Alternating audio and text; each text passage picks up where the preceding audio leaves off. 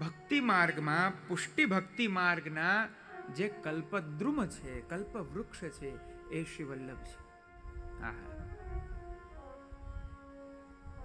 કલ્પવૃક્ષ એટલે જેની સમક્ષ જઈ જે માગો તે પ્રકટ કરે, જે કલ્પના કરો તે પ્રકટ કરે, જે ઈચ્છા કરો તે પ્રકટ કરે, જે જીવની કલ્પના છે તેને સત્ય કરે.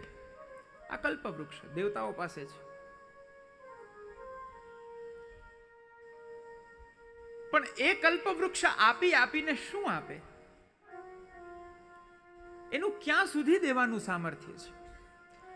બહુ તો બહુ આ સંસારના ઉત્તમોત્તમ ભૌતિક સંસાધનો આપી દેશે, પણ મુક્તિ દેવાને માટે પણ આ કલ્પવૃક્ષ સમર્થ નથી, તો ભગવદ રસની પ્રાપ્તિ તો કેમ કરાવે? પણ શ્રી મહાપ્રભુ આપ અલૌકિક ભક્તિ માર્ગના કલ્પદ્રુમ છે.